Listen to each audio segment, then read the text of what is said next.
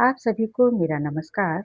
आज हम चर्चा करना चाहेंगे बिहार के बहुचर्चित एजुकेशन कोचिंग इंस्टीट्यूट से जुड़ी हुई बातों के बारे में, जो हिंदुस्तान के पूरे लोगों के बीच में चर्चा का विषय बना हुआ है। हम बात करेंगे फैसल खान वर्सेस रोशन आनंद सर के बारे में। बहुचर्चित नाम रहा है, चर्चा का विषय रहा है। खान सर के बारे में जब हम बात करेंगे, तो काफ़ी दिनों से ये लोगों के बीच में, चाहे वो स्टूडेंट हो या फिर कोचिंग जगत के रूप में, उनका काफ़ी नाम रहा है। अलग-अलग मीडिया ने उनको अलग-अलग वेटेज दिए हैं, पॉपुलैरिटी उनको मिली है और वो चर्चा का विषय रहे हैं। तो आज जिस तरह की घटनाएँ हम सबके सामने देखने में आ रही हैं, वह कहीं न कहीं हमें दिखाता है कि किस तरीके से एजुकेशन इंस्टीट्यूशन, खासकर कोचिंग इंस्टीट्यूट जो होते हैं, वहाँ के टीचर्स की वर्चस्व की लड़ाई सामने में उभर कर आई है। गोलीकांड हुई है, एक दूसरे पर ब्लेम लगाया गया है, ब्लेम ही नहीं लगाए गए हैं, रोशन सर तो बेऊर जेल के अंदर चले गए हैं और खान सर के ऊपर भी गिरफ्तारी की तलवार लटक रही है। पुलिस काफ़ी ज़ोर-शोर से तफ्तीश कर रही है और बताया जा रहा है कि उनके बॉडीगार्ड को भी गिरफ्तार कर दिया गया है। उनके जो भी स्टेटमेंट दिए गए हैं, चाहे वो खान सर हो, चाहे उनके बॉडीगार्ड है, उनके स्टेटमेंट में काफ़ी कॉन्ट्राडिक्शन है।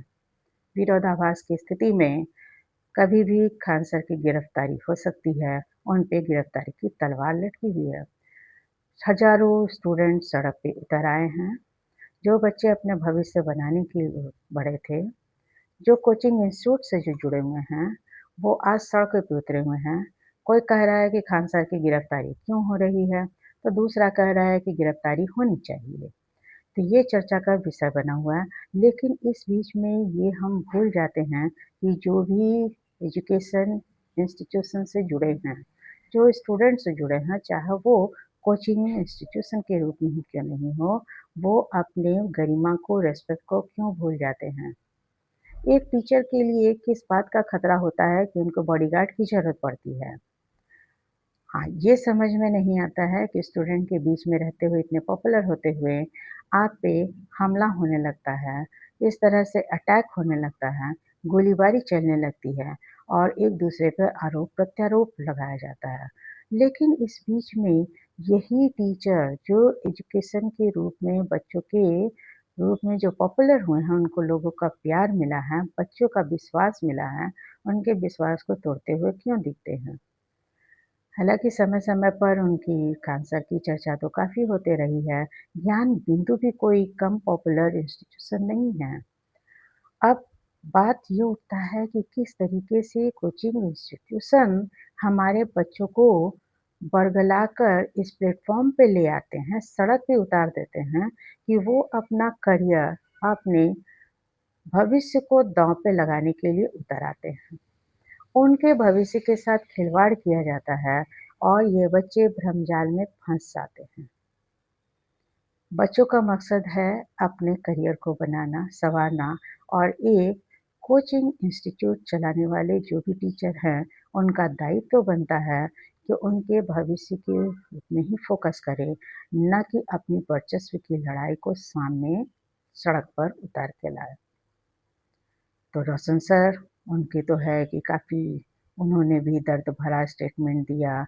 दोनों साथ हुआ करते थे कोविड के समय में, दोनों में पता नहीं किस बात की टकराव हो गई, दोनों अलग हो गए, अपने-अपने इंस्टीट्यूशन चलाने लगे। लेकिन ये इंस्टीट्यूशन चलते-चलते ये गोलीबारी का रूप धारण करने लगा, उनकी लड़ाई सड़क पे उतर कर चली आई, हज़ारों स्टूडेंट रोड पे चले आए हैं।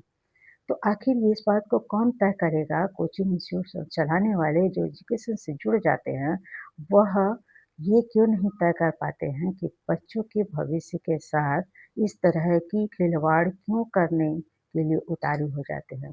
समय-समय पर खान सर का स्टेटमेंट आता रहा, कहीं गाज़ा पे वो अपना देते गए, कभी वो अपना विचार फ़लस्तीन पे देते चले गए। आप एजुकेशन से जुड़े हुए हैं, तो आप एजुकेशन के रूप में ही आप दीजिए तो ज़्यादा बेहतर होगा। लेकिन आप पूरी तरह से पॉलिटिकल होते चले गए हैं, जो हमारे नेशन का बाउंड्री लाइन नहीं है, उसकी भी सीमा को आपने लाँघा है। जहाँ तक आप चैरिटेबल हॉस्पिटल की बात करते हैं, मदद की बात करते हैं, तो वहाँ तक तो बात सही है। लेकिन जब हम फ़ोकस करते हैं एजुकेशन इंस्टीट्यूशन के बारे में, तो ये किसी भी तरह से उचित नहीं ठहराया जा सकता है।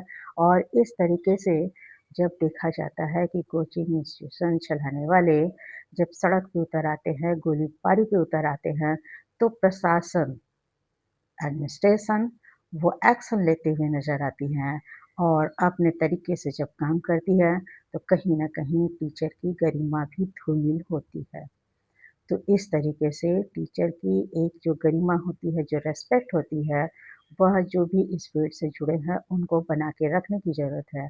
जो स्टूडेंट, जो कैंडिडेट का विश्वास आपके ऊपर है, उनको आप तोड़ते हुए नज़र आते हैं, जो किसी भी तरीके से ना तो क्षम्य है और ना ही किसी तरह से एक्सेप्टेबल है। तो जितने भी आने वाले समय में तो जो भी गतिविधि किया जाता है, जो भी एक्शन लिया जाता है, सरकार लेती है या फिर स्टेट गवर्नमेंट इनके अगेंस्ट में जो भी एक्शन लेती है, वह उचित और सही होगा। और जो इनके जिस तरह के कृत्य हैं, जिस तरह की इनके काम करने की शैली और पद्धति है, वह क्वेश्चन मार्क ज़रूर उठाता है कि इस तरह से कोचिंग चलाने वाले जो भी एजुकेशनिस्ट है, जो भी टीचर है, जो बच्चों के साथ जुड़ जाते हैं, उनको बच्चों के भविष्य के साथ खेलने का अधिकार नहीं दिया जा सकता है। ना बच्चे दे सकते हैं, ना उनके पेरेंट्स दे सकते हैं। तो सभी को सोचना और समझना है, जो भी एजुकेशन फील्ड से डायरेक्ट इनडायरेक्ट वे में जो स्टूडेंट जुड़े हुए हैं, उनके भविष्य के साथ खिलवाड़ ना करें, उनकी भावनाओं के साथ ना खेलें, उनके भविष्य को बर्बाद ना करें। तो ये आने वाले समय में चाहेंगे, हम आप सभी चाहेंगे कि इस तरह की जो इंस्टीट्यूशन, कोचिंग इंस्टीट्यूशन, जिस तरह की वर्चस्व की लड़ाई सड़कों पे उतर कर आती है, हल्ला हंगामा होता है, स्टूडेंट सड़क पे नज़र आते हैं, तो ये नहीं होनी चाहिए, बंद होना चाहिए।